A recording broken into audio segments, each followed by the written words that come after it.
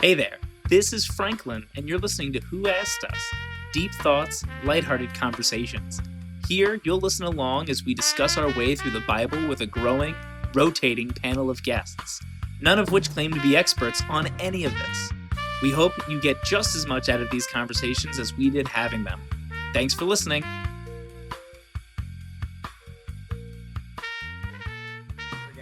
The media reference or recommendation has to come from the discussion, so I don't like to come prepared, preloaded. I will say that I am thoroughly confused by this, by this chapter. That's the point. All right, I gotta use the restroom. I'm sorry, I ran back here, and I'll be back. Well, you have to take a dookie. Let me make a quick media recommendation while Ken is running to take a poop. Because it's the Tower of Babel, it's a stretch, but Clark Terry's Mumbles.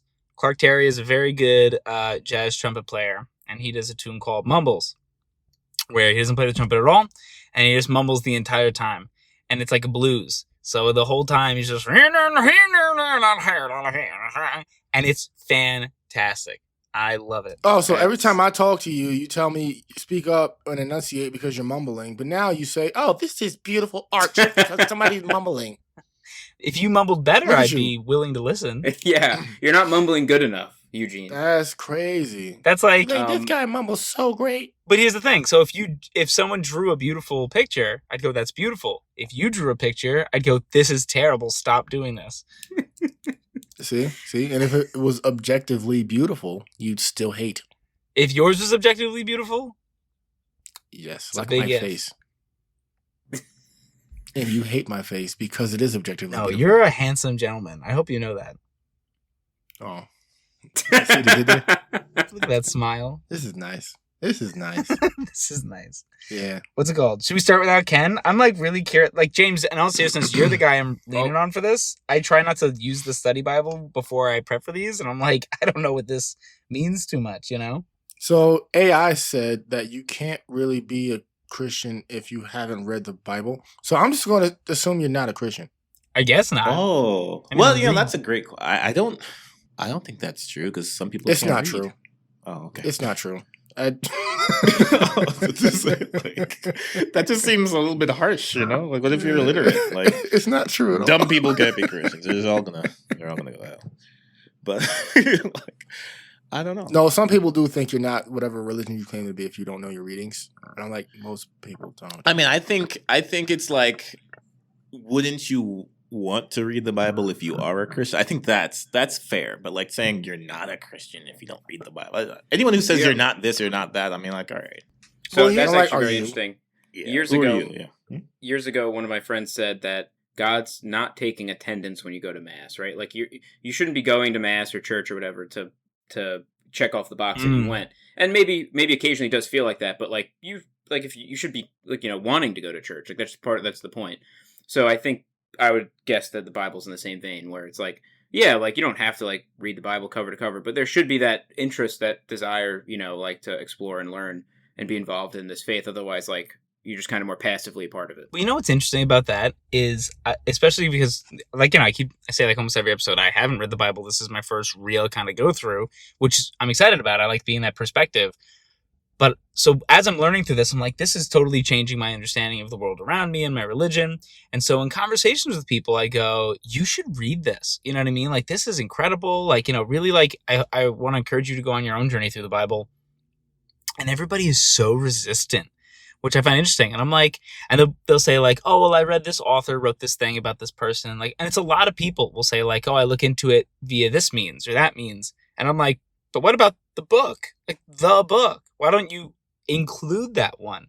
And then finally somebody turned around and went, it's really hard. And I went, that's fair. It is a very difficult thing to read. Like, I'm so blessed that we go through this and I have all these friends that are interested in kind of hashing this out with me, because this book is hard. Like, so, and in all seriousness, a segue into this as we start, I've heard of the Tower of Babel and I kind of always knew the gist of it, but I've never read it straight up. This was much shorter than I expected, with so little detail in comparison to some of the other things that we read. And I'm like, oh, that is it. I basically knew everything that I needed to know about this, kind of, you know? So in terms of the words that are written down. So I'm really interested in going through this and saying, like, if I were on my own, I wouldn't be able to really get much out of this. So I need this part where we go, okay, guys, what'd you get? What did you learn? What's your perspective, you know? I mean, I think you could get a lot out of it if you read it on your own. You would just have a different understanding after speaking with people. But then I think the people you spoke with that are saying that they get these, ideas from other channels, I think they're basically on the same plane as you, and it's not an attack on you, because that whole first part was actually a joke. But now that we're diving into it, I think it's them getting an understanding of their religion through other means and other media is kind of where you are, unless it's them getting an understanding from someone else's understanding of the book. Then I don't like that. But if they're saying, look, this is my understanding of the religion, and I'm learning more and more through it, through these groups, through these channels, through these means, I think that's fine. I don't think that's. Oh, I don't have a problem with that. It's more just like, if you're so interested, why not also include, or why, for some people, actively avoid the Bible part, you know? Mm-hmm. That's what I find. I just find it interesting. I have a theory about this. So, have you guys ever taken like a history course where you have to use primary sources? We've never taken history. We don't even know. But like, using primary sources versus secondary or tertiary sources, right? So primary sources are like something that was written at the time about the events as they were happening, like a diary, newspaper, whatever. And I think there's just so much written about the Bible, talked about the Bible. I mean, we're doing it right now, right? So to actually go back to the source material and reanalyze, I think, is the most powerful thing you could do, because it's very easy to paraphrase, even in a well-meaning way. And I also think the same thing happens with news, where actual current day, like news or whatever, it's people get confused between news and analysis or speculation or whatever. And so it's like, go back to the primary source. What did the people who were actually at the event say, or like what I mean? What are the videos or audio recordings or something like that? Yeah. But then the analysis and speculation is the interesting part, because you get to say, you don't have to be so exact. You can paraphrase it. So I think it's really boring, ultimately, to look at the primary sources. You made a great point about how a lot of people rely very heavily on secondary sources and not primary sources. And you can just see that in like the news. Like, how many people don't know anything about anybody but have an opinion on like everything because they saw or they heard on Instagram or some news article or some TV. I don't know who watches TV news anymore, but or some meme or reel or TikTok, that they have so much insight on things, and they're upset about things or happy about things or excited about things, and they haven't even like seen the original actual event or actual thing that happened. That happens all the time, and I don't think the Bible's any different. Most people don't really read the Bible, but a lot of people have an opinion on it, which is so kind of strange to me, right? Like, you have an opinion, you have thoughts on the Bible or Christianity, on these stories, and like they haven't read it. And Ken, can I jump in on that? Can I piggyback off that? So I was watching something. I've been very interested in Wes Huff. I forget what his actual job is, but he's at the point. It's like a historical bookologist. He's an historian, right? Yeah, he's very into ancient texts, and so like with the Bible specifically, which he talks about a lot. He kind of, the myth that people have been talking about, and he's the one who exposed it to me as a myth, was that like, the Bible is a translation of a translation of a translation. It's not even a primary source, and etc. And he's like, no, that's not true. For example, whatever our earliest texts are, and we have some pretty early Hebrew for the Old Testament and pretty early Greek for the New Testament. He's like, whichever, he mentioned what they were, but whatever they are, the oldest ones we have, whenever we do a new translation, whether to update the English or just to another language or whatever, we don't go from the most previous translation. We go to the original or the most original source that we possibly have and translate directly from that. So like even that argument, which a lot of people tell me, right? Like it's that it's not a primary source anymore, or like this person added things and this person took them out. And it's like, well, not exactly. Like, yes, there are some people who decided what goes in and out, but like it's not universally accepted, right? You do, like, if King James took some books out or put, I don't think he specifically put any books in. Too many James. Right? But if he did that, then, like, it's not like he was able to change every Bible. What about the Bibles that were in North Africa at the time? He can't change those ones. So it's just interesting going from that idea of, I've heard people actively say, why am I looking into this thing? It's not even like it's really a primary source, you know? And, you know, like, in my mind, is like, where do they even get that idea? Because it's not like they wake up one day and like, you know what? The Bible is a translation of a translation. It's what you just said. It's the people who have opinions on Instagram. Now, where do I know where that comes from originally? No. But, like, you see people on Instagram talk about it. It's a very big talking point in biblical debates that, like, is a good strategy, because not a lot of people actually do know that, no, it's not a translation of a translation of a translation. I didn't. I thought it was. You know? Yeah. I mean, like, even I remember I showed you, Franklin, like this app that I use for the Bible, which I like a lot.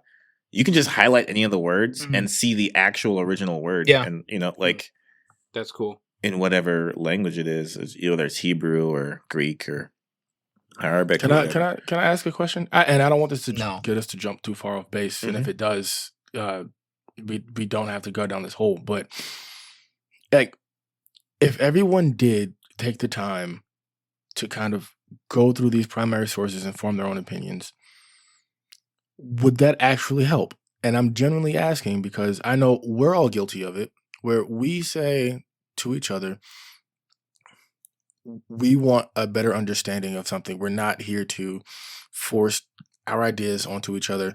If I tell you I believe one thing and you tell me otherwise and prove that what I thought was wrong, I believe that I would, you know, say, you know what, you're right. And I was thinking, my thought was not right. And we all kind of have that cognitive dissonance where we believe that we will change our minds, even if we're grounded in an idea. And I think that everyone going to the primary source, instead of getting it from whatever source they're getting it from, because everyone's trying to show, you know, trying to feed their ideas and what proves why their idea is right. And they'll get these little nuggets. Even from this conversation, someone will take a nugget from it just to prove their point. I still don't think that it's going to be the thing that fixes the issue that I don't think people are actually there to understand. And people believe what they believe and they want you to understand their side versus coming to a common understanding. Well, I don't. Yeah, go ahead. I don't think it'll fix all the problems, but it'll make a lot of headway towards actually fixing a lot of the problem. And the reason why I say that is here's the main thing. Like, in practice, people don't have the time to look at all the primary sources and look into everything because people have busy lives. So, in a sense, that's why news reporting and all that other stuff is useful and beneficial, because there's no human feasible way for you to be at all places getting all the primary information without being filtered by someone else's bias or someone else's interpretation. So that's putting that aside, though, is the more people actually have their opinions not based off of someone else's opinion, but more people have their opinions on what actually happened, it actually has a common ground that people are talking or communicating or arguing from. They'll still have their differences. They'll still have their different points, but at least you're coming from a common ground or common truth.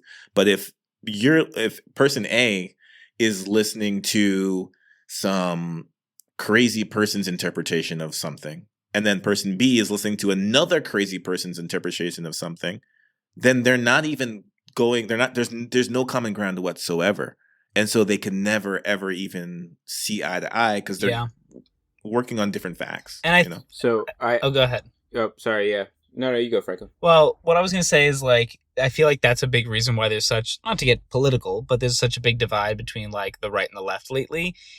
Because, like, I just saw some stuff, you know, on Instagram this morning, and it was like an interview between, like, Tucker Carlson and Rachel Maddow. And they had some fun banter and they were getting along, even though they still believe basically what they believe today, right? And I think the problem is, even though I am grateful for independent media, because I think there's a media issue going on right now, it definitely puts you in a place where you're not listening always to just the news, but you're listening to a right-wing or left-wing take on the news. And so it's already forming your opinion. And now when you hear somebody say the other side's opinion, you took a left or right wing opinion of the news as the news, not as an interpretation of the news, right? And so I feel like if we had a common ground where there was this like news source that really just basically says the news, and everybody was, they didn't put a spin on it, and everybody was willing to listen to that one, I agree with Ken where like now you have a common ground to go from. You're still going to have differing opinions, but like it's the arguments are going to be the thing to stand on, not the source anymore, because the source is a common source. Mm-hmm. Can I lay out an argument that I'm going to paraphrase? So I'm going to be a secondary source to this argument, laid out by somebody I probably brought up on every podcast episode I've been on, Yuval Harari. He wrote it in his latest book called, I think it's called Nexus. It's about AI and information, and he's the guy that wrote *Sapiens* that I've recommended before. Yeah, so he says before the internet, the common theory was what is exactly what we're talking about. What is the problem with people's understanding the world, not being able to communicate?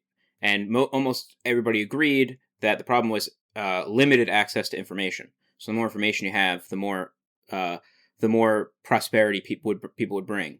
It's like this kind of very very simplistic view of like more information is good, and because truth is information, or information is truth. But he lays out the argument that obviously we haven't seen that happen. We have more access, more people have more access to information than at any other point in history. Anybody that has access to the internet basically has, access to as much information as anybody else. There is obviously still, I think it's roughly estimated half the world population still doesn't have access to the internet. And then obviously there's people in some countries that have limited access to the internet, but either way.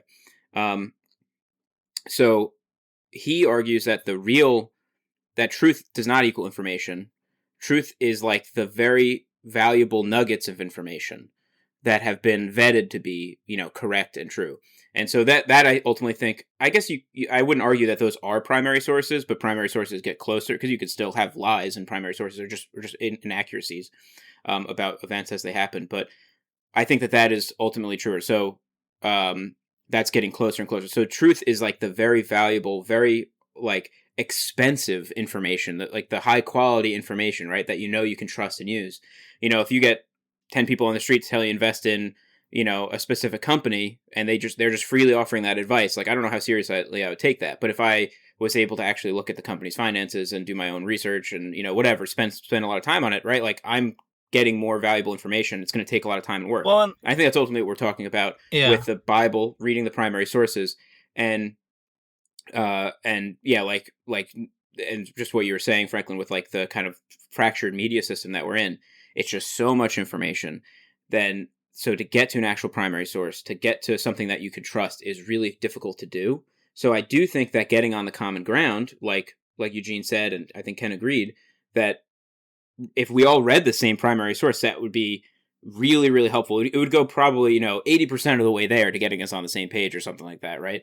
And then we'd have our disagreements, but we'd at least have the same facts to begin with. And then it turns into, rather than who has the better argument as much, if you're, because especially if you're kind of just throwing at people the arguments that you heard, not your own interpretation of the information, right? I think that's what people mean when they say that's a talking point. It's like you're almost like summarizing an entire argument in a single bullet point. Yeah. But if you actually had to articulate that whole argument, it's like that'll take some time to do. Yes, and that's why I think to know a lot. You mentioned that'll get us like 80% of the way there. That extra 20%, that's searching for truth, right? And that's like what I think we'd all agree is like really the noble thing that like we actually want. And some people want that, and some people just want to be right, and everywhere in between. But like that's the 20% where like the magic happens, so to speak, right? We come from a place, we all look at the same thing, but we all bring our perspectives and our life experience and our education and whatever, and the information we've read along the way, and now we hash it out. And that's what this is, I mean, I'm not trying to segue, but like in all seriousness, that is exactly what this is. We're reading the same thing and we're going, cool, what do you guys think? Oh, cool, I've never thought about that before, with all these different perspectives. Yeah, and so to kind of like bring it back to where we're at, I think that's kind of the key in this part, right? Like, if there were less barriers of understanding, if there was more of a common ground, I do think there would be, like, just to kind of go back to that question, Eugene, I think it would make a significant difference if people had the same perspective, they have the same point of view, the same language, and they're operating together. And that's kind of like what the text says, right? Like in verse 6 of chapter 11, when God says, "Behold, they are one people, they all have one language, and this is only the beginning of what they will do. And nothing that they propose to do will be impossible for them." And that's kind of how it is when you have people who are kind of all on the same page, working together, you know? Well, and like, But then, oh, go can you ahead. read the next? Wait, I'm sorry. Can you read the next verse down? Because this is the most confusing part of this entire chapter to me. Yeah, I mean, then it says in verse 7, "Come, let us go down and there confuse their language, so that they may not understand each other's speech." Yeah, I was Why gonna bring that up too. do that purposely? I Like- didn't hear it. Yeah, like why do that intentionally? That doesn't sound. So my naive assumption is this, and we can take this a little bit at a time, we'll bite off one section at a time, perhaps. But my naive assumption, and if I remember correctly from what I learned in school, but it was probably like whatever, a long time ago, is that it came down to pride, because the verse says, let's see, does it say something about building to the heavens? Well, Right? that's Which earlier. chapter is Yeah, that in? that's It's early. yeah. That's 3, right? Yeah, it says, and they said to Three one says- another, "Come, let us make bricks and burn them thoroughly." Yeah. They had brick for stone and bitumen for mortar. I'm sorry, 4. Then they said, "Come, let's build ourselves a city and a tower with its top in the heavens, and let us make a name for ourselves." So I think it's not as much.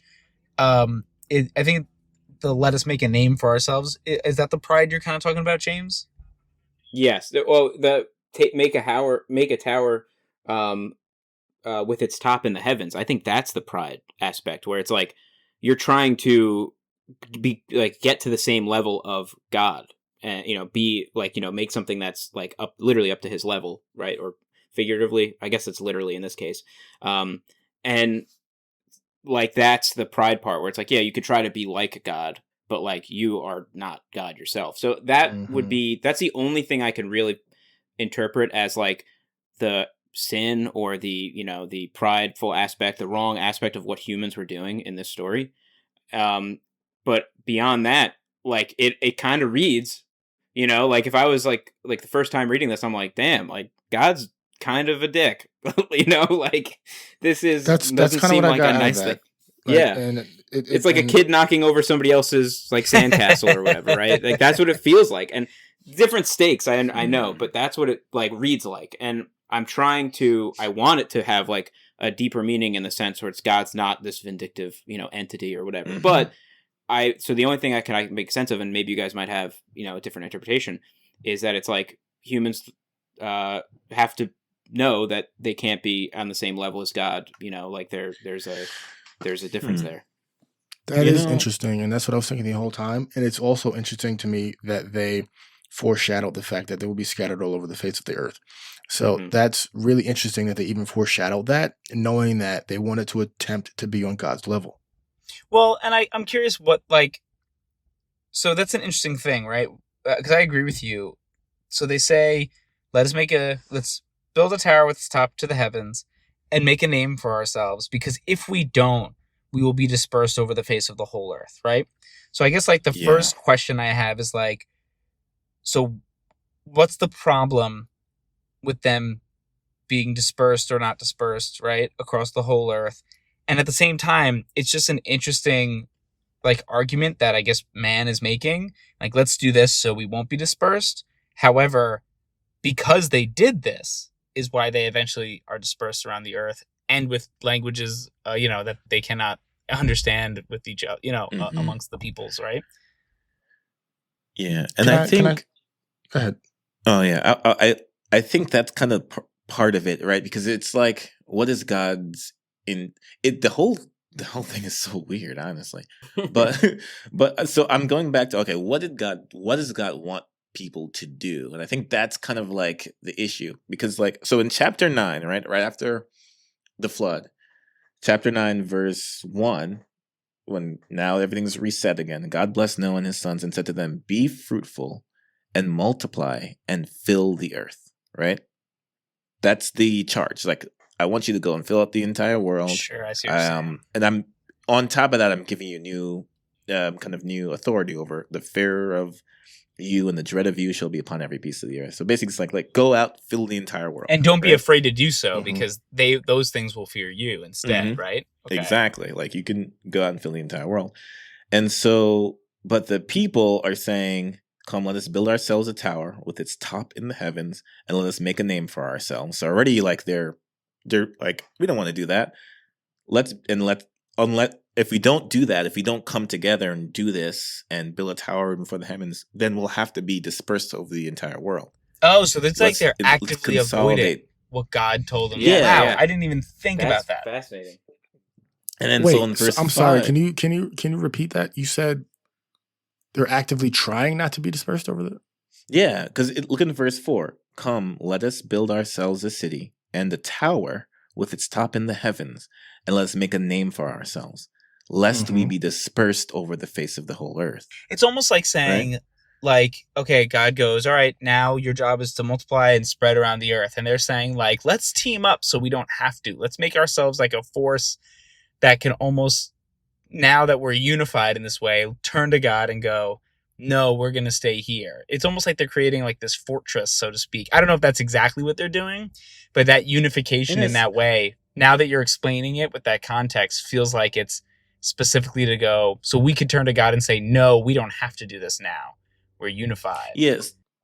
That's kind of the vibe I was getting when reading this. And then, like, so then verse 5, it says, okay, then the Lord came down to see the city and the tower. He's like, all right, let me see what the children of man had built. And verse 6, then the Lord says, wow, look, they're one people. They all have the same language. And this is only the beginning of what they'll do. So in a sense, God's like, humans are pretty great. If they're working together, they can basically do whatever they want. And I'm pretty sure they can. Like, that's, even look now, like, we can make rockets that go into outer space. I think just given time, we would be able to do, like he said, like God said, nothing that they propose to do will be impossible for them. Right? And I think that's a fact. I think humans are pretty amazing and great, but I just don't think at this point that's what he wants people to do at this point in the story. And so that's why so like if I'm comparing verse 4, the end of verse 4, when people are saying, let's, come together, lest we be dispersed over the face of the whole earth. And then the end of verse 9, after God confuses the language of everybody. And from there, what does it say? From there, the Lord dispersed them over the face of all the earth. Right? I think that's kind of the contrast. That's the tension, where it's like, God's like, hey, go and fill the entire world. And people are like, nah, we're going to come here. We're going to stay together, and we're going to build our entire name and our entire thing in this one place. We're not going to go around the entire world. So God's like, let's get them to disperse. Yeah. Yeah, I wonder if there's like a similar or some type of like, connection there between in the New Testament, right? That's exactly the charge that Jesus leaves with the apostles, right? Is like to go, right? And spread the good news, as we always hear it in Catholic school. But like go and tell this story, right? And then they, obviously they write the New Testament. And so, yeah, I don't know. Like, I wonder if that's part of it, where it's just like, if you want, like, that's part of the charge, ultimately, of being part of, I guess in this case, the Jewish religion, but where that's like a fundamental element, is that like staying in one place, or at the very, like, like when you get married, right? At least in Christianity, right? You're supposed to have kids, grow their faith and things like that. So I wonder if that's kind of more fundamental, than. If I can, I don't know. I'm still erring on the side of it. It feels vindictive. Well, because I was about to address that actually, Eugene, because I did, until it sounds like God went, God basically, I know I keep comparing, like, to the parenting aspect, right? But God was like, all right, guys, you're going to do this. And then, he walked away, let's say, right? And kind of left them to their own, like, to do whatever they're doing on their own. And then they instead go, we don't want to do this. We're going to do this instead. And God comes back like a parent He's not worried about it. Like I read in like, how dare you do this? But right, like he comes back and goes, wow, pretty cool that they could define me in this way. You know what I mean? Like that's like it's like when I look at my daughter and I go and she does something I don't want her to do. It's never anything so terrible, really. And I look at her and I go, oh, you little scutch, like I can't believe you did that. And then I put her in a situation where she can't do the thing I didn't want her to do anymore, and she's more likely to do the thing I want her to do, right? Like, but I still look at it and go, I'm still stuck on the foreshadowing though, because they're saying, let us get ourselves to the same level as him, or we'll be scattered across the earth. Well, that's why Kenneth said, go ahead. I'm sorry. Well, let Eugene say what he's saying. And then as they're doing that, God decides, I don't want you on this level, so I'm going to scatter you across the earth. So it feels like their reasoning is two very different reasonings. They're saying, let's be at his level so we're not scattered. And he's saying, well, I don't want you at my level, so I will scatter you. And that's why it still feels vindictive to me. Yeah, I think that's the piece, because it's really verse 6 and 7. Because you're saying, Eugene, it seems like the reason why God wants them scattered is because he doesn't want them on his level. I don't know. Like. Yeah, I don't know if that's even. I don't know if I get that or not, right? Because, and that's a good point, right? Because God's verse 5, he comes down, he sees it, right? Then he says, they're one people, they have one language, and this is only the beginning of what they will do, and nothing they propose to do will be impossible for them. So that's what he observes, right? Mm-hmm. And then he says, come, let's go down and confuse their language so that they may not understand one another's speech. So in those two verses so far, we get the examination of what humanity can do and what they're doing. And we get the reaction of what God's going to do to, I guess, stop that. But what we don't necessarily get in those two verses is an explicit reason why he wants to stop it. Mm-hmm. And you're saying, well, I mean, probably it's vindictiveness. I don't think, and I just don't think it would be vindictiveness, because the rest of the text, the rest of the text in that seems like the point is to get them to disperse. Right? It doesn't seem to get them to not do great things. I think the point is to get them to disperse. So maybe I'm reading it too literally then, because I'm getting it as divisive, where it's saying, okay, you guys are all working together, and it's like you said, you can accomplish literally anything you put your mind to. So what I'm going to do is separate you, and not only separate you, I'm going to make sure you guys cannot communicate with one another, because I'm going to change your languages. Well, but here's the thing, right? Like, we have different languages on the earth right now, and it was a barrier, but one to overcome, right? So like, I don't think it's like, okay, now they'll never be able to understand each other forever, right? They overcame that barrier. I think he put that barrier there, kind of like if I put my daughter down to take a nap, and then she resists it and, is able to like get out of her crib somehow because I don't have the setting low enough, so she kind of can like try to climb out. I come back and I go, you can't climb out of this thing. And so I make the crib lower, it has these settings. So that way she can't climb out of the crib, right? That's not me being vindictive. That's me. But from her perspective, it might be like, why are you punishing me? Why are you making it harder for me to do the thing? Even though I might go, wow, I didn't know she could climb out of the crib. Look at her. As she gets bigger and older, she's going to be able to do anything. I think it's more saying like, hey, but I need you to do this right now because I'm, the parent figure and God is our parent figure, right? So I need you to do this right now. It's not a punishment to disperse around the earth, but that's something you need to do right now. We're going to fill the earth. You're going to have dominion over it. And so I'm just going to put something in the way of you being able to accomplish anything right now and delay that. It's more of a barrier. It's not saying you now can never team up in this way and become one people. Does that make sense? I get it. And my takeaway from that, and also from what Ken said and how he compared it to us being able to, go to outer space, it's you realize how difficult and challenging it has been and for so long. So we all spoke the same, from this text specifically, we've all spoken the same language and we were accomplishing a lot. But then if it's not vindictive and it's delayed gratification, it's it's so much more challenging to get on the same page as one people now. And it's been like that for ages. And so it's, why do that instead of let everyone still be on the same page and find a different way to communicate with them and say, this is not what I want right now. And I think that's the good question. Like, what is the intention? What is the point? Why do that? And I think there is a intention that God has for humanity at that point, or even at this point, is he wants humanity to be everywhere on the earth. He doesn't want them to be in one single spot. And so if that's your goal, if your goal is, okay, I'm creating, I'm creating these little creatures and I want them to fill up the entire space. I don't want them to just stay in one space. And then you, James, so in this example, you are God, right? You do that, and then you go down, or Eugene, I'm sorry, not you, James, Eugene.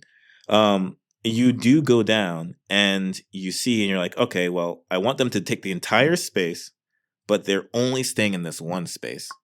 And they're making this one space really big, which is great. I mean, nothing's impossible for them, but I want them to take up the entire space. So what would you do? Honestly, I think I would communicate it differently. I don't think I would. Well, what would you do? I would probably say, look, this is my intention for you all. I love that you're collaborating and trying to get to this place, but right now, this is what I need. I need you to all disperse. I need you to be all separated.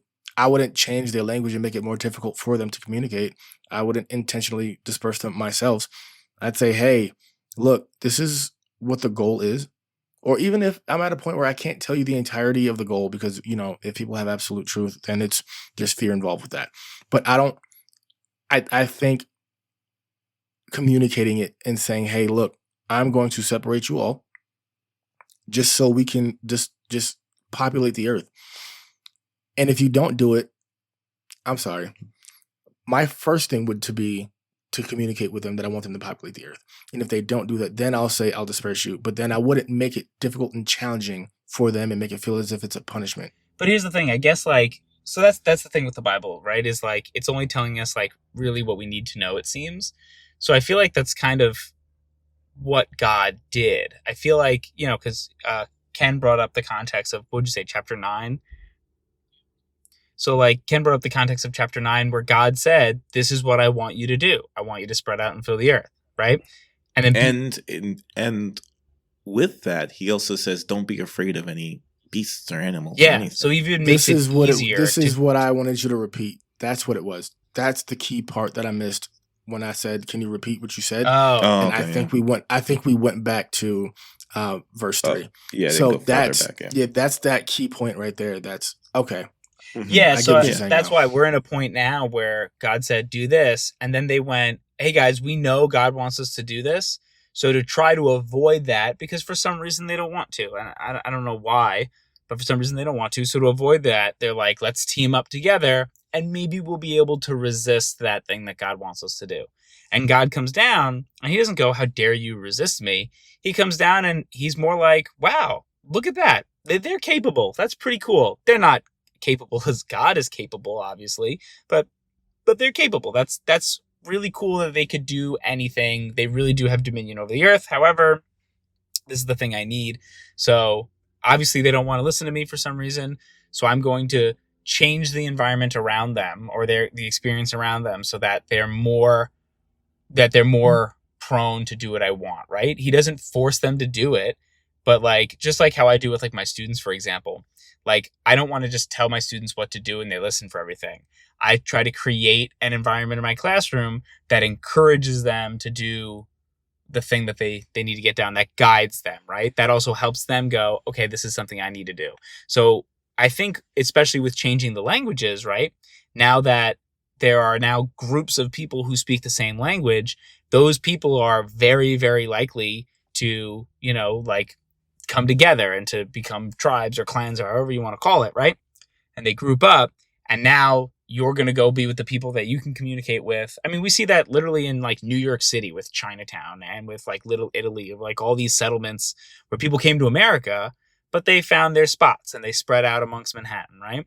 So I think it's the same idea here where he was like, well, if I change their language, they're going to spread out and they're going to, go with the people that they understand and create these nations and continue moving. And he was right. He didn't force you to go that way. They could have overcome that if they wanted to, I mean, we're overcoming that now. You could literally put in headphones and talk to someone who speaks a totally different language than you. We eventually got to a point where we can overcome it, which is pretty cool. But he was more saying, I'm going to change your environment to encourage you to go this way because this is part of God's plan. And I think we would agree that God's plan is good, right? I'm 98% with you on that. Yeah, and it's up until the point you said, I'm sorry, James. It's up until the point you said where we can actually communicate with people that speak other languages. Realize how long that took. From our perspective, very long. I mean, how long did it take for us to even go to the other side of the world, right? 1492. And then to fill up that space. That's only James when white people got here. How dare you? That's very true. Yeah, that's true. Yeah, I mean, when Native Americans were there, yeah, they were there too. They didn't fill up the earth, though. If their population was that high, they wouldn't have a problem. Sure. No, I mean, if we're talking about like when people really fill, I'm talking about like filling the earth. Yeah, I mean, and then even that'd probably be just what? Go out in the Midwest. It's mostly nothing. Yeah. So yeah, I feel like that's a great point that Franklin made, though, that he said. In our timeline, that's a long time. So looking at from when all of this has gone down, it's like it took us. I was going to say God knows how long. Literally, God knows how long to get to a point where we can communicate with each other through these devices and figure this out. So it's like it just made it so, and it's just incredibly difficult. It is to come back as one. I want to throw something out there. It's going to feel a little unrelated, but I do think I don't know. The idea of like, yeah, it was difficult. And if you think about it, because he split all these people up, you now had conflicts of the peoples, right? You had nations warring with each other over history. You have different perspectives and belief systems come out that cause conflict and that cause hate and chaos, even to this day, right? So like, I think it's very easy for someone to turn around and be like, look what this did.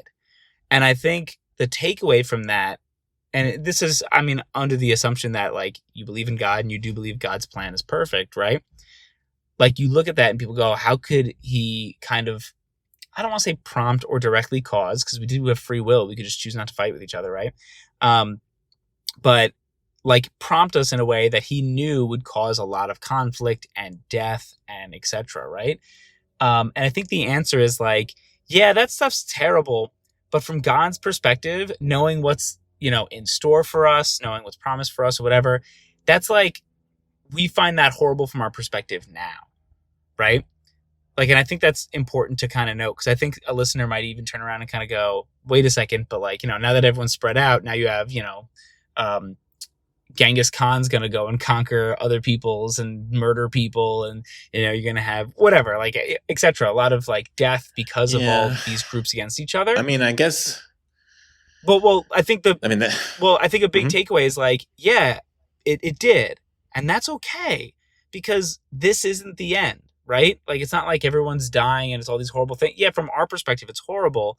But just like when my daughter drops her toy when she's in her car seat, when she drops her toy, it disappears and she thinks it's gone forever.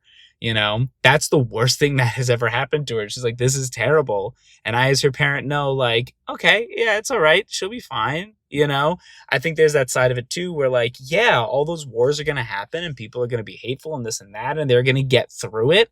And the end goal is more important. And it's also only horrible from their perspective right now. Whereas when we get to, I'm going to use this term very lightly, the end of everything, wherever we end up, we're going to turn back and be like, wow, that really wasn't that big of a deal. Even though from right now, I know it's like, that might be a hard pill to swallow for people. It seems like everything, but that's from our perspective where we are right now,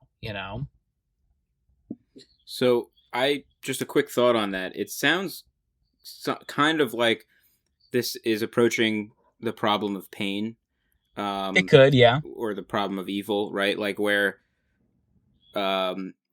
philosophically, right? Like what's the right amount of pain to cause? Like you can argue that why do people need to die? Why do people need to, why do all these bad things need to happen? Why does somebody need to go through a terrible illness or, some terrible physical pain when if they needed to learn a lesson or be, punished for their sins, right? Like in this kind of religious sense, like why wouldn't like maybe a toothache be an appropriate punishment, or you know like so I don't think there's an answer for that. Ultimately, I think that, I mean, that's my personal belief, is that I don't think there is an answer for that. I think that, you know, pain and suffering exists, and there's a lot of tragic parts of life, and that sucks. But like, there's, I would hope that there is some answers in the actions that God says or does in the Bible. So you would, right, like I would trust that the amount of pain and suffering caused by God through his, you know, actions of this chapter 11 in Genesis, through the, you know, destroying, or did he destroy the Tower of Babel, or did he just tell humans to disperse? And No, yeah, I mean he didn't destroy it. They just verse 8, yeah, God, it's so, which therefore the Lord dispersed them yeah, over the face of all the earth, and they left off building the city. yeah. So They yeah, just so didn't finish it. didn't even destroy the tower, if you think about it. I mean, that's pretty nice. But yeah, so I would just hope that there's some answer in that. Like that's the right level of like, you know, pain and suffering to cause. So I don't really have. I just wanted to add that as a quick thought to what you were saying, Franklin, where like, you know, like for a child, right, like, you know, like any pain and suffering is like the worst possible thing for them, right? Because they have no context and they're, you know, obviously still growing. Yeah, and I think that's it. I probably have somewhere else like that I might want to go eventually from there, but I Well, don't think I'm ready I, yet. I I'm still also formulating it. want to put out there, like, I'm not specifically addressing like all suffering and all evil. I'm more just saying, hey, someone can argue that dispersing people all over the earth and changing all their languages is going to, you know, logically bring about conflict between differing peoples. So all I'm saying is God knew that and went, this is still the right thing to do in that regard. And the goodness of spreading the people out, like all the stuff that is supposed to happen, like for example, why is he spreading people around the entire earth? I don't specifically know right now, right? But I know that whatever reason it is, he knew what was going to come out of dispersing people and changing their languages. So the good must have outweighed the bad, you know? And even though from our perspective, we might be like, it outweighed that bad? That's horrible. People died. Like you could very easily turn around and go, I don't comprehend how that could be allowed. Like there have been genocides between conflicting people, et cetera, right? And all I'm saying is like, I think God knew that and went, yeah, I understand what I'm doing. It's still the thing to do. I'd also say too, I mean, like, I don't think this dispersion of people is kind of introduces that level of fighting. And I mean, already earlier, they've already been fighting and killing each other, and God already wiped off the earth. That's a great point. From that. Yeah. So it's not like God is, you know, introducing now divisions between people. No, they've already been divided amongst themselves. I think you could argue in many different ways. It definitely makes the potential of making it worse. Sure, I mean, like people can do whatever they want, but I guess what I'm saying is what this does introduce, though, is cultural barriers, and I think that's something that is unique at this point, right? Those cultural barriers, and I think at this point it's not. Part of the question is what would have happened if people had just done what God said, right? If they all had, there was no cultural barrier, there's no language barrier or anything. And instead of like saying, let's consolidate everything in this one place to build up and make a name for ourselves and not fill the whole earth. Instead, they were like, you know what?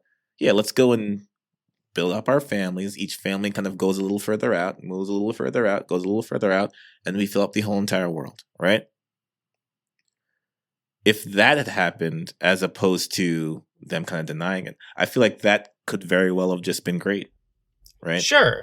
Yeah, I totally. But and then, like if Adam and Eve have never ate the fruit, like, yeah, you know, there's so we'd many all just be in the there, Garden right? of Eden right now. And I think, okay, so they didn't do that. So then now there's this thing where God's like, let's confuse their language. Which is another question too, like who's us? But I want to get to that in a second.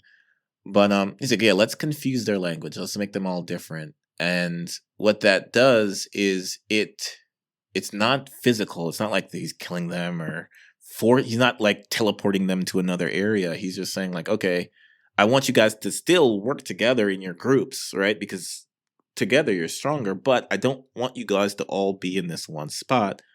And I think that does kind of help. his purpose of filling the earth, but I don't think that was necessary. So I think in a sense it is a punishment, but it's also hold on a second. What do you mean by you don't think it was necessary? Because my assumption would be like, people like wouldn't have been necessary if man acted differently. Of course, that's what I mean. Oh, yeah. Okay. Because I think like based on what man did, it was totally necessary for him to. I think at this point it was necessary because people didn't want to disperse. They didn't want to go and be different. But now that there's different groups, they would want to. They still have that mentality. You can see that. I mean, that's the tribalism aspect of it. And they want there to make a name for themselves. They want to be the best group. Right? Everyone's making their tower. But, yeah. Yeah. So God's like, okay, this is what humanity is like. That's what they want to do. Let's do that, but let's at least keep them somewhat separate, so that they at least still fill out the earth, right? So he didn't change human nature. He just gave them different things so they're not trying to all just do one thing. So it's kind of like solving God's problem at this, because it's not really a problem except for God wants humans to fill out the earth. But that's kind of what I'm saying is basically like, so God could have changed human nature if he felt like it, right? But he didn't. So all I'm saying is, because that is a terrible thing, I think, in God's eyes. He was like, I wouldn't do that. That is the wrong thing to do, right? I think he has shown already so many times and will show many more times. What wouldn't he do? He wouldn't change human nature to be like, okay, to like remove free will, for example, right? He's not going to force it in terms of making us do something, but he's going to, put us into scenarios where, we're going to act the way that we need to for the good of what is. And I know I'm speaking a very headspace in that right now, because I don't even want to say for the good of us, because I think it's more of just like what he deems good, right? And that's kind of what I'm saying, though, is like he could have changed human nature and then spread us out, but because he didn't, that's what I'm saying, Ken, is like he knew, all right, these factions are going to war, you know what I mean? Like that's going to happen. I already know that people are, like you said, actually, like going back, people are aggressive towards each other and man fights man and XYZ. We've dealt with that already. And now that I'm going to put these cultural barriers in place, I'm going to put them in a situation where they're going to really develop differently and have more of a reason to go after each other from their perspective. Like, I know what's going to happen. And like, I don't want to say that's okay in terms of like, it's good. He's more like, yeah, but in the grand scheme of things, this is still more important, and they'll get through that, and good will still come out of all of this stuff that I'm setting forward. I pose the same question. So every point that we make, and it drives me to the same why, and the same feeling of, and please don't take this the wrong way. I truly believe he doesn't know all, and I mean this in the sense of, when you create a thing, he gave us free will, right?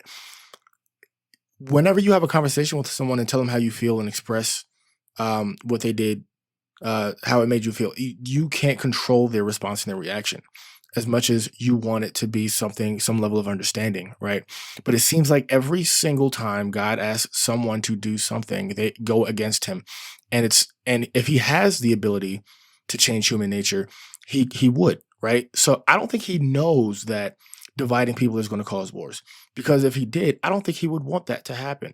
But he can't control. He is acting as in, well, from what I believe, because I can't speak this in actual truth, but it feels like he's saying, this is my goal, and to make this happen, I'm going to do this. But the result of that is people's responses. And that, I don't think he knows that's going to happen. And then he tries to fix it and overcorrect, which is why the flood, right? And like you said, people have been fighting before this. So it's not like this is what caused people to fight.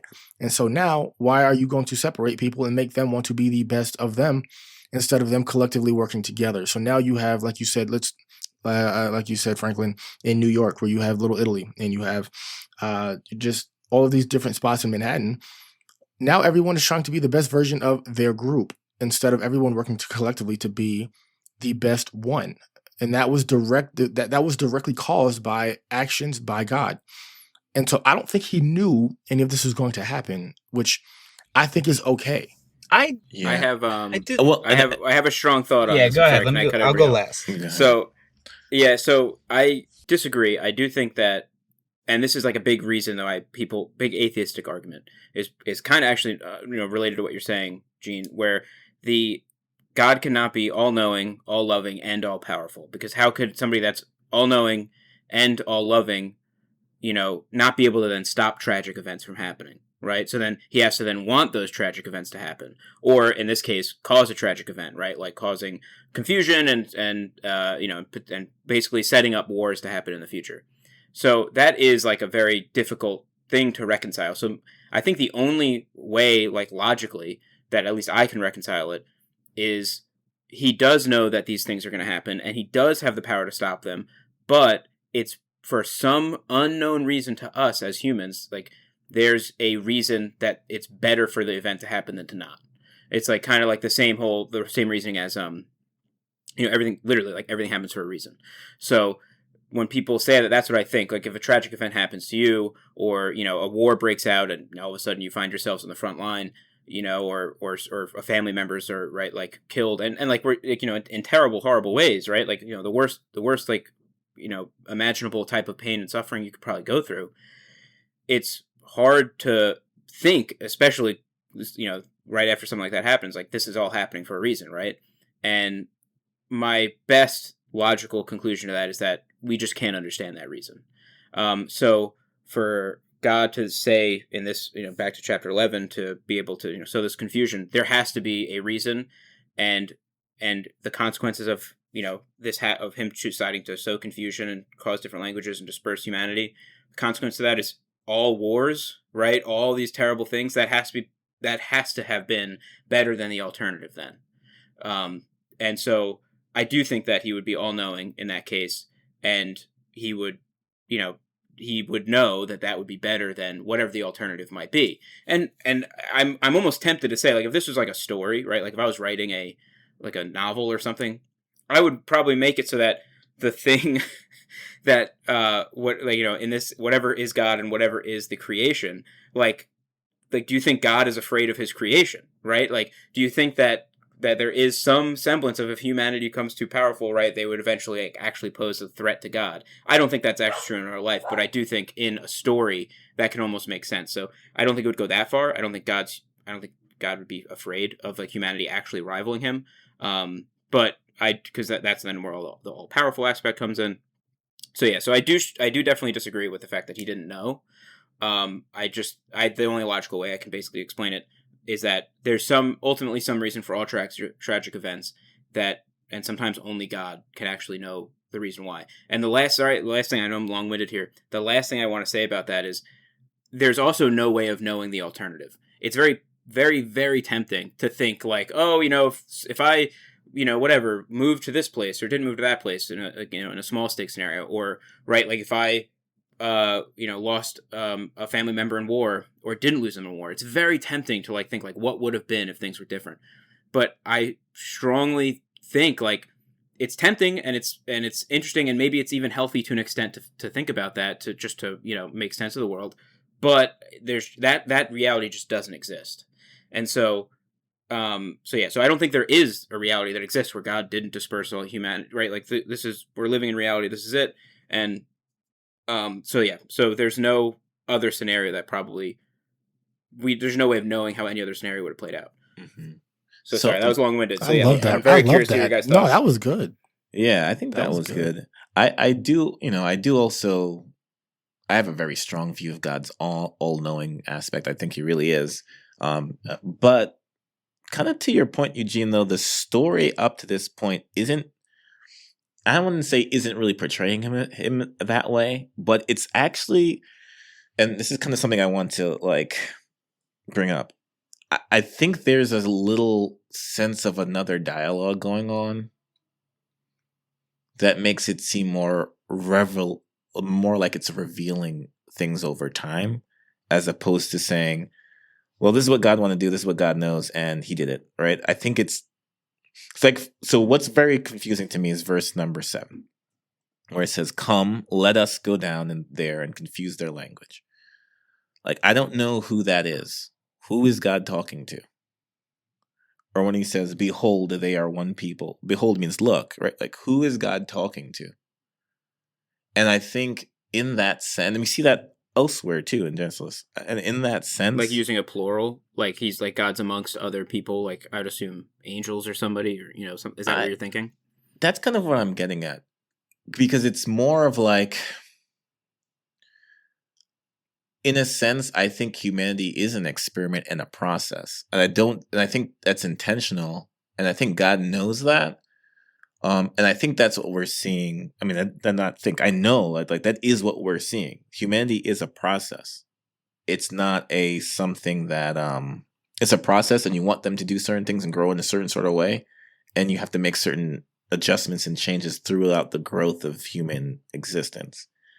But the story itself is showing humanity as a process and a progress, as a change, as becoming something.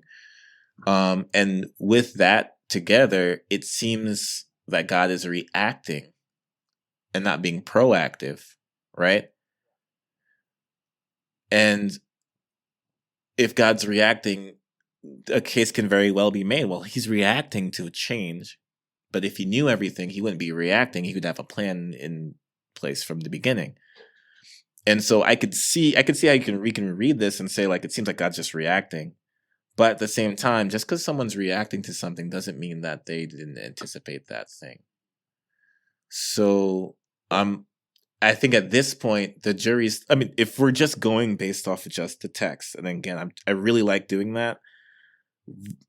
To Eugene's point, God's all-knowing aspect is not yet communicated to us by chapter 11 of Genesis. And I think it's fair for Eugene to say what he's saying because it hasn't been communicated to us yet. Well, and can I jump in there a little bit? Mm-hmm. Because I think there's two ways to kind of think about who God's talking to. And I think you guys are going to disagree with one or the other, and that's fine. I don't think it's specifically pointed out, like, who is the us, who is he telling to look, right? But I think it's a mix of, like, so let's say humans are like a hamster in a maze, and scientists are watching the hamster and how they behave in the maze, and they're running an experiment, very classic type of experiment, right? So God, as the scientist running the experiment, might say, hey, to his assistant scientist, and say, hey, come look at this, right? Come look at how this hamster's behaving. And if humanity in that moment is the hamster, I think it's hard for us to sometimes not think that humanity is not the main character, whereas we're a crucial part, right? But in that scenario, like, the scientist is not running the experiment for the hamster, right? Not specifically in that moment for the hamster. It's so that they can get, whatever. And I think that sometimes some people have argued that about God, right? That humanity is like something that he's observing so that God could learn. Some people have said that. That's a common thing that I've heard, right? Or on the other side, maybe God is allowing us to make these mistakes and then reacting, not because he didn't know what was going to happen, but because he wanted us to see what we would do, both then and now. Because we have to remember, the Bible, I know a very common phrase is like, the Bible wasn't written to us, but it was written for us. And so, like, for example, us, literally, the four of us in this moment are looking at this. And if there was no story here where we saw humanity make a mistake in XYZ, or in any of what we've read so far, right? And God react and still get his will done with humanity, we might just, kind of like you said earlier on, Kenneth, like, God could have the story could just be God created humans and the world, and he made humans do this, and that's why we're doing it still, and it's done now. Whereas he allowed it to be a process, and I think it's a little bit of both. I think, maybe when he says behold, this is like more metaphorically, he is talking to us here right now, saying, look at what humanity would have done, so that's why I had to do this. He's explaining it to us, where at the same time, maybe there was also, and who knows what that entity was that was with God, that he is also saying, like, hey, behold, so I'm going to do this. I think that goes back to my original point, which I guess I just explained really poorly. And James, you kind of summed it up, I think, just way better. that like God is all knowing. And so even if we look at that choice to, let's say, tribalize or put us in a place to potentially tribalize, because he didn't force us to tribalize, right? To put us into a place where we had the potential to tribalize, and knowing some of the negatives that was going to bring about, even though we might look at those negatives as some of the worst things in the world, God understands that this is the better thing to do, right? It's really not actually as bad as we think. It might still be bad, right? You know, like God doesn't stop people from murdering people. He still calls it bad, but he doesn't stop you from doing it, because if he stopped you, he knows that would be the worst option, right? Controlling humanity is the worst option, it seems. I think he's demonstrating that. I don't think he doesn't have the power to do it. I think he's demonstrating that if I did that, that would be way worse than whatever's going to go wrong if I don't. Right. Yeah, that's very interesting. And so to kind of combine, Franklin and Ken, your points there, that right. So wait, sorry, Ken, I'm blanking on the part that you said. Oh yeah, like humanity's an experiment, right? And to kind of combine those two ideas, and something that we talked about in a much earlier episode, I think it was like episode 1 or 2, that like there is a piece of God. There's a piece of God in humanity, right? Like we are, we share in something that He gave us, right? Like whether that's our soul or whatever you want to call it.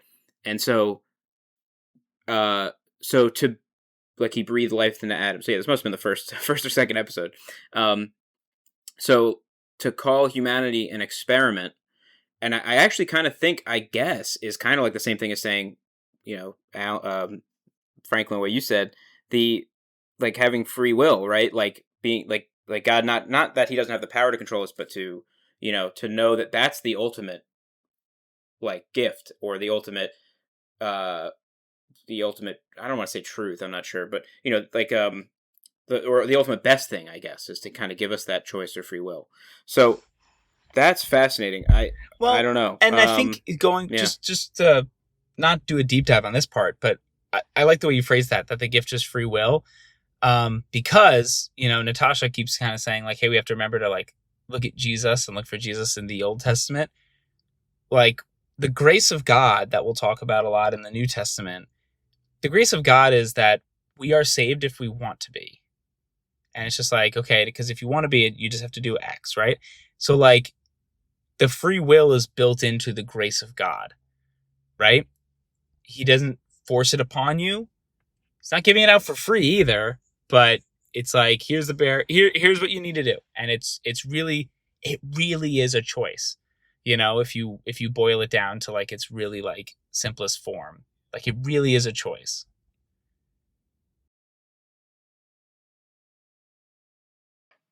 Yeah, I mean, yeah, I think that's important to keep in mind, the choice, right? Because here God gives them a choice. And they say, nah, let's band together and make a name for ourselves and not be dispersed over the face of the earth. Right? And giving people choices is the problem, right? I always think like when it comes like the problem of evil or things like that, the problem is for God. It's not for us. Like God wants to have people who freely do the things that He wants them to do. He doesn't want to control them. He doesn't want to force them to do something, because then they're not the ones doing it. So consistently, the issue is God creates this world. He puts these things that He wants to represent Him in the world, right? But He doesn't want to force those things to do what He says. He wants them to just want and choose freely to do what He says. He's not even like, do what I say or I'll punish you right now. Like, no, He's giving, like, you have free reign, just do the right thing. Right? And I'll only step in if it gets too bad, really. That's really what it is. Like, I'm only going to step in when it gets too bad, and like it can't really continue. And even in those moments when He steps in, like that's where I'm saying he could have stopped it from getting too bad, right? Because when you say too bad, it's like, why do you let it get to that point? But He steps in those moments. I think to show us like, hey, we're not abandoned by God. He'll step in if we need him to, but he's going to give us the freedom to have, to utilize free will, because free will is good, right? It's going to be good for his end goal, and it's going to be good for our end goal, I wonder if we should have like a separate discussion in the future about free will in general, because like I do think that is the biggest wrestling or idea that people wrestle with, that like are generally atheists. And I think there's some really interesting arguments as to why people think free will doesn't exist. But I mean, I firmly believe it does. And I probably couldn't articulate a good argument as to why, but I think that is the fun. Like, I think we're all kind of in agreement. And I'm curious if Gene has anything to add, because I thought like that was some really good questions.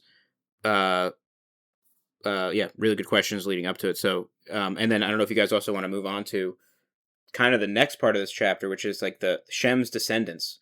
And this is something, Ken, that you had mentioned in the show notes, is like we kind of get into like this genealogical side of the Bible, which is, I think, in every chapter every chapter does mention something about descendants and and like the bloodline or whatever. So yeah, Gene, if there's anything you want to add, and then if you guys want to kind of move to the next part of the chapter.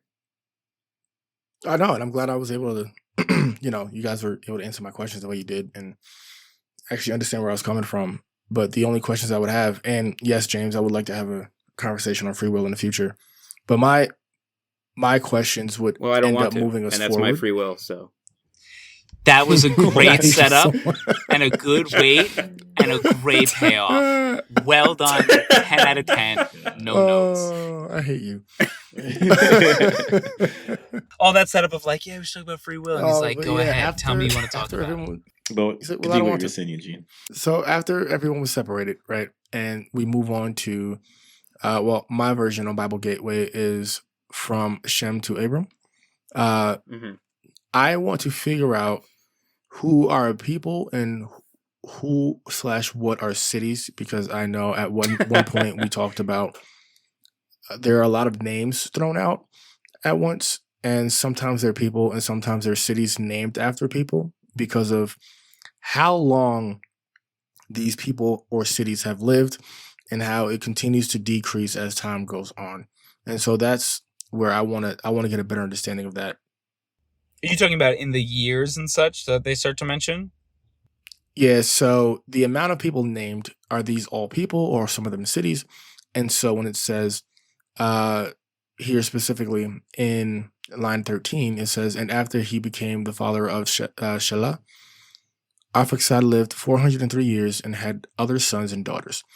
And so as you go on, it still says lived at 30, had kids at, lived 403 years, 430 years, and then it starts to decrease. So at 18, where it says Peleg had lived 30 years, he became the father of Reu. And after he became the father of Reu, Peleg lived 209 years and had other sons and daughters. And also, I want to point out that I'm realizing that women are being brought up here, which is really interesting, unless it's been brought up before that, and I wasn't a part of those episodes. So that's also an interesting point. But then as we move on to 22, it says, when Sarah had lived 30 years, he became the father of Nahor. And after he became the father of Nahor, Sarug lived 200 years and had other sons and daughters. And you see where I'm getting at, how we're gradually living less years and less years, even though they're so extreme as 500, 400, 600 years. But you know what? I appreciate you saying 119 years. Because when I was like really comfortable with the idea of like, after Noah and everything, God was like, no more living this long, like a man shall not live longer than, 125 years, right? And like immediately here, I'm like, oh man, they're living long again. Like he specifically said, but I like the fact that I didn't even notice, but it's decreasing, you know what I mean? So it's like, all right, we're going to start toning it back, everybody. Like not all of a sudden imagine from our perspective, like everybody lived to be 85 and then all of a sudden somebody dies at 12. That's the perspective of like, we all live for 1,000 years and then somebody dies at 120. You're like, what? So I guess to be fair, it makes sense that it would decrease rather than just an abrupt change. Although, I mean, like, he made that abrupt change basically right after he wiped out humanity. So I guess he could have done it and it wouldn't have been super noticeable from many, but either way. And that's why I ask if some of these are cities, because I can see a city being lasting for 500 years and, things are changing. So Yeah, that's because why I'm That's confused. fascinating. Yeah. Because that's part of the problem, and that's what I was saying. I didn't do enough research on this chapter as I did for the other ones, but that's part of the problem because, and it's not just a feature of the Bible; it's a feature of everything written in that time period. It treats like the father of a thing as a people, right? Like what? Yeah, it treats it as a people, and a people lasts for a certain time, right? And the name could be both the name of a person and their estate, which is all of their sons and daughters, and kind of how long their estate lasts, if that makes sense. So that is So there's a lot of stuff going on with there, and it's kind of vague because if you do look at it, like some of them are, and I didn't do it for this genealogical list. I did it for the other one, but yes, some of them are places that are people groups, and not really just a single guy who lives like 500 years, old after having a kid at 35 or whatever it says, right? So it's like it's hard to know the difference because of how genealogies are written back. Like, for example, if I think there's like a Babylonian text too around the same time, and it would say these people lived like, and this king lived for like 1,000 years or so, right? Or this king lived for like 800 years, but they don't really mean him as a person lived that long, right? Because then his son was the next king, so it doesn't make any sense. You know what I'm saying? And they write that in the same thing, but they mean something different, and like it's just a different way of. And it's just so strange because, again, like in our culture, we don't even speak in terms of generations like that at all. It just I don't even know what the so closest thing we even have to this, because I mean, America's only 250 years old. But that's why it seems also so just like difficult to understand. I don't even understand how someone could understand it in that way back then. Because if it was a person or a name for a family, it's like, how the heck are you supposed to? And I obviously there's cultural context that I don't have, but it just seems like such an inefficient way to communicate, In their defense, I think back then it would be easier to understand. It's like the game of telephone. Once it gets to the fourth person, it's a totally different message from the starting point. So I think at that point, you would know the difference if you're communicating that way, where you say, oh, the father of so-and-so is the father of this, but those two things, one is a person, one is a city. So I think that would be the differentiation at that point. But then when you get years and years and years and years later, the communication falls, and it that's where the ball was dropped, I think. And that's what I mean when I say, like, I don't have the cultural context. It's just hard to understand, like, but how do they understand? How they get that? How do they? You can't help but think about it. Because it just doesn't. And even like Egyptian genealogies, if you look at that, like that's even more strange than this one. Like so many of these things just don't make any sense. If you're counting it like numbers of the years actually mean like, oh, this person lived this long.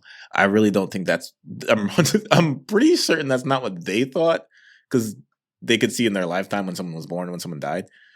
But it's also, there's just something culturally different about every single text that was made in this time frame. Like, is very strange. Yeah, I do notice, however, like, and going along with kind of what you had said, Eugene, that when it does say that's this person or place or whatever, I'll say person for right now, when they had their specifically named child, it seems to be at a more, I'll say normal, for lack of better terms, it seems to be at a more normal time than before. Nobody's living to 150 and then having that kid. It's more like 40, 30, 29. Like, it's all in that realm of what seemed more familiar to what we're doing now. So just something that I thought was notable. I don't know if there's anything to really be said about it. Yeah, and I take the text very literal too, and I know sometimes I probably shouldn't do that, but that's where the balance comes in for me. It's like, when do you take it literal and when do you not? But when it specifically says at 24, when Nahor had lived 29 years, he became the father of Terah. And after he became the father of Terah, Nahor lived 119 years and had other sons and daughters. So it's not like it's saying Nahor lived 119 years total. It's saying after he became the father of Terah, then he lived an additional 119 years. So that's the 30 years plus the 120 years. So he lived to 150 basically. 140, yeah. Exactly. And it's like, so what's weird is you have like some Christians like, oh, everything is literal. Like, you have to literally take it. And other Christians are like, clearly this isn't literal, right? It doesn't make any sense. I don't know either way, because I don't understand the literary genre of genealogies to begin with. And that's kind of where I'm coming at. Like, maybe they mean exactly what they're saying, but we don't know exactly what they're saying because we don't speak that language. And like, just like, I was reading like some Egyptian ones of that same time period, some Babylonian, it's not really Babylon, but Macedonian ones around the same time, and it's just as confusing. Yeah, I think I'm like, why is everyone at that time frame writing genealogies like this? And I don't know what this means. I think that's because my first question I just had in my head is like, man, so why would they include this? Like, what is it that important? Like, why would they include this information that I almost want to look at and go, I feel like we're addressing it because it's confusing, but it's not delivering any like truths that are helping us in our lives. So I'm like, why is this here? And I think that's another moment to go like, yeah, we should address it because it's confusing. And I think it does hold some people back from believing and etc. But I think there's another moment where, especially with the context kind of like other people back then were writing like this, that this was not written to us. It's written for us, right? But wasn't written to us. And the people it was written to, this is context they expected and participated in, you know? Whereas we look at it now and just go, this is so confusing. If it was written in a way that wasn't confusing, we would probably just then look at it and go, cool, it's very explicit who had who and when and how long they lived. But why are they telling me this? You know? Yeah, that's a good point. Like, okay, regardless of whether or not it's literal or figurative, what's the point of it? Yeah, Like, I think if what's it the was point of clear, even we would just including be left with just that question. Instead of now we're left with what's the point of this and, you know, why does it seem so hard to understand and such. So just thought I'd bring that up. Well, I do think the point is ultimately, and I've said this before, I think in other podcasts, is to show the lineage, like the through line, that, and like, you know, there is a direct line. I'm positive there's a direct line through the female line, I think, or something. I forget. Through if you follow the female bloodline from like Abraham and Sarah to Jesus. Yeah, well, that's we're not. Or no, maybe it's from yet, King David. Yeah, that's King from David King to Jesus. David's line to Jesus, but we're not up to that But yet, there, right? right, Like, but there is a direct line from Abraham to King David. Then I believe. Mm-hmm. Well, I would imagine And so because that's why I like when we do I this. guess You guys have so much context. Sorry, wait, what was that? No, I like that you guys have so much context, but then you allow me to just go strictly by the text in front of me every episode. I really just like that. Your questions have been like the best questions. So like I to be honest. like they're making me think a lot and like actually challenging me to see past like what, you know, like things that I've already, you know, my thoughts I already had that I haven't even like considered since, you know, the first time I might have heard. And Eugene, other people have stories about the Bible. Other people have those questions, so that's why I love that you're asking them, because what I'm hoping there are listeners here that, like, I really don't have that forward type of context. I definitely listen to a lot of stuff, but I've not gone forward in the Bible really, except for what happens in my Catholic church. So like, I'm hoping I'm bringing questions that represent some people that are listening, and I know you are. I hope everybody is, because I think that's kind of a point. I don't want someone sitting here going like, I don't have the context, that I'm not even going to understand this. Whereas like, no, there's someone here who doesn't have the context, and he's asking the questions that you're probably thinking, and they're good questions, and they push people like James and Ken, who have way more context than the both of us, right? It pushes them to either one, explain themselves clearly, or two, go, oh God, I've never really thought about that. You know? Fair. I like that. thank you for thinking I have more context than you guys, but Went to I'm Catholic trying my school. best here, so I appreciate it. I went to did I tell you guys I went to Catholic school? So, It's the, but it's the CrossFit of the religious world. I personally do think I read it as there has to be some layer here where it made sense to people at the time. It was at the time that people knew about these writings, right? The earliest people knew about these writings, whether it was actually Moses writing this all down, through the inspired word of God or whatever. Write that down. Write that down. I do Exactly. think that it would have made sense to people at the time, and they either would have understood that kind of like the accounting of how years were counted or how long lives were was just different. So 403 years could have, like, I always thought, like, it could have been maybe like the passing of the seasons, or how many, like something like that. I don't know. Like, I'm less sure of that since having read, because perfect example is, it says, well, I say a perfect example and I can't find it, but like somebody that, verse 18 for chapter 11, it says, when Peleg had lived 30 years, he fathered Reu. So if we count that as there's 4 seasons in the year, and this guy's 30 seasons old, that means he's 7.5 years old when he became a father. That makes no sense. You And it's like, dirty okay, that probably dog. isn't true. Like, so that probably can't be true. If we just like simply divided the years by 4.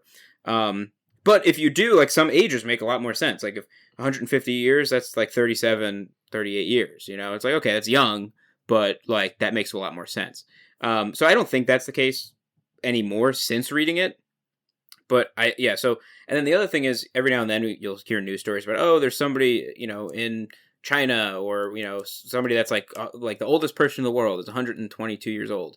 But then, like, you get back to you find out that, like, nobody really knows the exact year they were born, and like they don't even know, because like whatever, like the record keeping system for whatever country they were in at the time, it just didn't exist, or it's been destroyed, or whatever. Something really interesting, totally off topic, so I'll be quick with it. Alexander Hamilton, the founding father, one of the founding fathers of the U.S., we don't know what year he was born. He was born in either 1755 or 57. We don't know. Well, actually, And it's like, that's somebody that we have a ton of records it's on. interesting because this also harkens back, to like the primary sources and such, and I would say, like, it's kind of cool to circle back towards the end of this episode, right? And like, the idea of like, okay, only primary sources could be considered and such. I saw something, granted it was on Instagram, I don't know how true it is, about how many like primary sources there are, like notating these notable people throughout history, including like Alexander the Great and Genghis Khan. And I think it's like there's 10 written accounts. So there's like 10 like primary sources that prove the existence of Alexander the Great, right?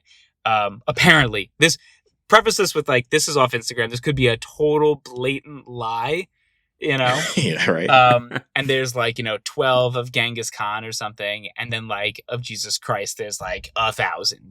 To be fair, rose from the dead, very notable person. A lot of people might write about that. But either way, like, it's just kind of interesting to to think about that, even in this reference of like, even people like Alexander Hamilton, such a notable person, they just don't know when he was born. You know what I mean? Like, that's so, I don't know. I think that's really interesting to kind of think of. And I've heard people say that too about Jesus as well. It's like, even for the time, the amount of like primary sources and records we have of Jesus existing as a person is like staggering, like, relative to the time. That being said, I've heard that fact that I just said to you before. I have never double checked that. So, like, I could be, like, that fact, like, we have, and like, I've heard it from people that I really trust, that like I know look into this stuff and are very religious. We've but heard now, from after secondary this, and after we finish tertiary recording, sources that exactly, yeah. So I'm going to look into that now, because I've also heard people argue that Jesus, there is like some historians that argue Jesus may not have existed, which I would, like from a historical context, there's nothing to tie him to that time and location. But like, I didn't look into that either. So. And I looked into that one. I mean, they're one fringe historians, and I say fringe because other historians who are not even Christian, who are not even like the religious, they're like, what do you talk like that? that literally makes no sense, because by that criteria, you'd have to say that most of the people that we know in history don't exist. I see. Yeah. So like it's so, an like, it just unfair. would- and then like on to say, top, like, we have to have some standard kind of thing. yeah, we have to have some standard. And then on top of that, like it just doesn't make sense. Like it literally wouldn't make any sense for Jesus to not have existed. Like, especially when you have corroborations on Jesus' existence from people who are somewhat contemporary who weren't even Christian. Like you wouldn't have. It's like saying Muhammad did. I'm pretty sure Muhammad existed, whether or not he was the messenger of Allah. That's what's debatable. But like, you don't say certain key figures didn't exist, because it's like, all right, now what do you do?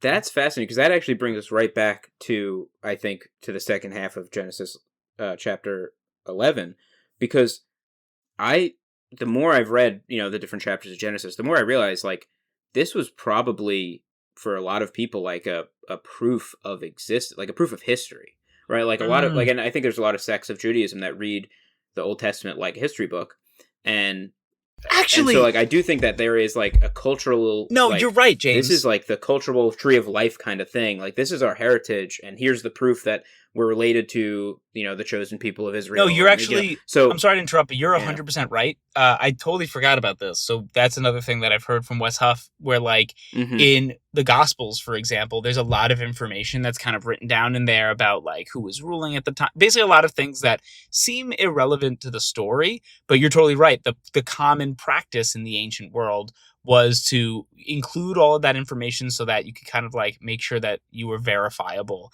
in a lot of this. And there were people who wrote, I want to say it was Plutarch, sounds like someone that he mentioned, but I don't know if that was the person who kind of, like, set the standard of, like, here's how we write things down when it comes to, like, true information type stuff. So, and it's interesting actually, because there was, I think, like a governor or some governmental official that was mentioned in the Gospels that we were like, Herod, probably. I don't remember. I don't think it was. I really forget who it was. It might have been Pontius Pilate's specific role that at one point we were like, no, history says he was actually this, like, governmental official. He wasn't that government official mentioned in the Bibles. The Gospels. Look, they got it wrong. And then eventually we actually discovered primary sources, and it's inscribed that, there was another guy whose, like, surname was Pilate or something like that. And, like, we realized, we got it wrong or whatever. So you're totally right. There's more context to the story. Yeah, so you're totally right. Maybe this is included here because, again, wasn't written to us, where it was a way to kind of prove, like, yeah, look, this is the proof that I have that this person was late. It wasn't just some random name I'm pulling out of this character I invented. Exactly, we don't have this breakdown leading down to when Harry Potter was born because it doesn't exist because Harry Potter doesn't exist, right? So maybe that was more of, even though it's hard to decipher. Sorry to break it to you, you snowflakes. Harry Potter didn't exist. But that's interesting. So, but like that, I find it very funny what you're saying. In, like, I can just imagine the scenario where somebody's reading this, written down, and they're like, oh, Nahor. Yeah, like he was my next door neighbor. Like, why is he included in this book? He's my next door neighbor. And then, like, but then, fucking, 100 years from now or whatever, they're like, oh, who the hell? He was related to Nahor. Like, get out of town. Oh, Nahor was a little village down there. That's why Eugene kept telling me all these people in his life were cousins, so I believe him. Oh my gosh! Speaking of get out of town, God made them do that. Well, I was gonna say that is true. I have to run. I think we're kind of at an end here. I don't want to cut us off abruptly, but I do have to run. I think we've kind of exhausted a lot of this dialogue for today. So are you guys cool if we make, like, the humans at the Tower of Babel and go our separate ways? We do have to learn another language, though. I think that's cool with me. This is the point in time I wish I knew another language so I could just, Can you imagine, like, James whips out some, make, like, a joke. Mandarin and just, Don't make me speak fake Mandarin. I will. And if you want to say no, say no in several different languages. So yeah, this entire thing, genealogy, just quickly ends with Abram, which is going to be a key figure, and then kind of a change in the entire narrative of where we're going with the rest of the Bible. Yeah, can't wait to find out why his name changes. And his name's Sarai, his wife Sarai. And they're just living in a place called Ur. Quick question for you guys. In- I know you have to go, Franklin. Mhm. Is this, since we've spoken last, that has there been the introduction of women in the Bible other than Eve? I believe you at were the very end of this chapter. No. well, and I also believe you were on our last chapter, Eugene. Right? You were all the people born from Noah, I believe. Yes. Yeah, I don't think there's any other woman besides Eve. And now the next woman that is mentioned now is actually I just thought that was Sarai, interesting. Yeah, Abram's wife, That's a in good verse point. 29. And Milcah. cool. Yeah. All right. All right. Later, fellas. To be continued.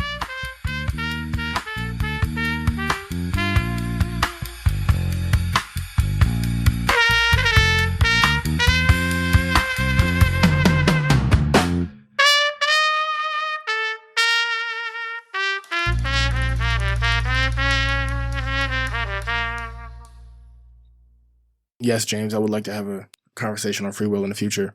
But my Well, I don't want to, and that's my free will. So That was a I great hate you setup so much. and a good wait and a great payoff. Well done. 10 out of 10. No notes. Oh, I hate you.